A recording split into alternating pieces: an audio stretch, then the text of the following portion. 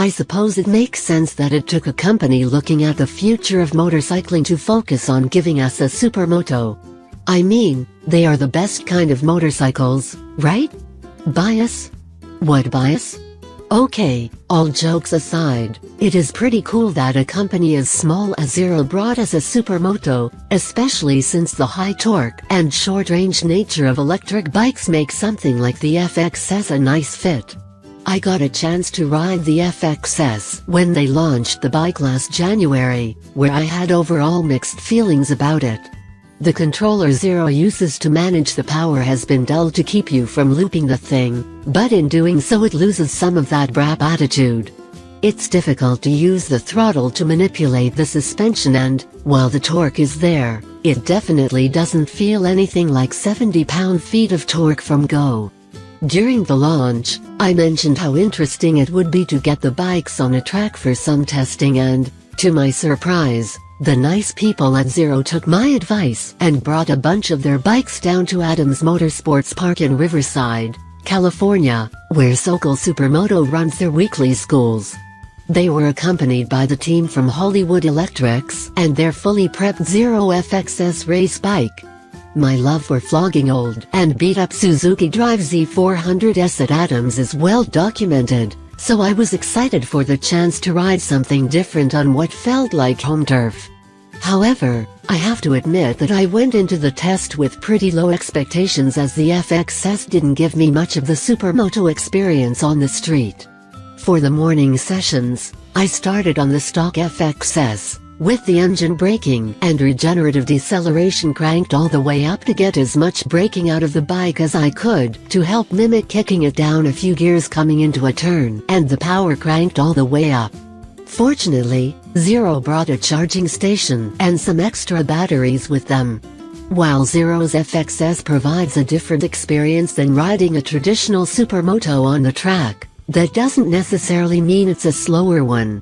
The noise of a thumper is replaced with the whine of the brushless motor, making the sound of the pads against the brake rotors far more noticeable.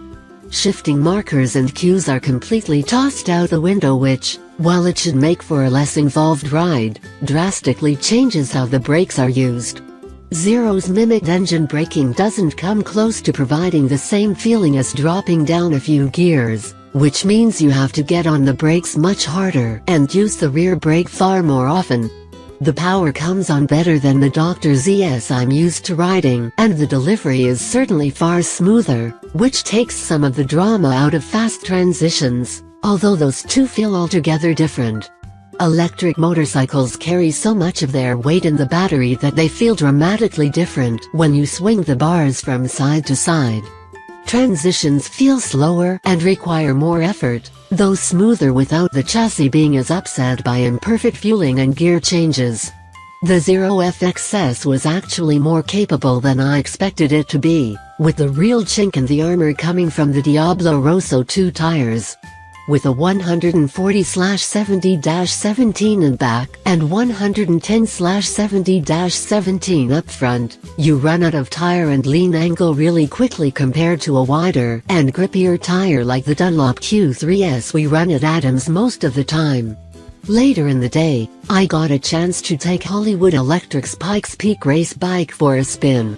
With completely revised suspension, geometry, brakes, motor, Zero let them tinker with the controller, and wheels wrapped in Metzler Racetec SM slicks. Hollywood Electric's bike tipped into turns better, held lean angle better, and was much faster off the line and out of the corners. While faster than the regular Zero FXS, it still never felt quite right and the extra power required even more attention on the brakes. My lap times went down and my lean angles increased, but the ride still took quite a bit of adapting. Overall, I was actually really impressed with how both bikes performed. After riding the FXS on the street and wishing for a bit more in terms of excitement, I was not expecting for the bike to do well on the track. But, while it took some adapting and riding style, the bike far exceeded my expectations, and it would have done much better with different rubber.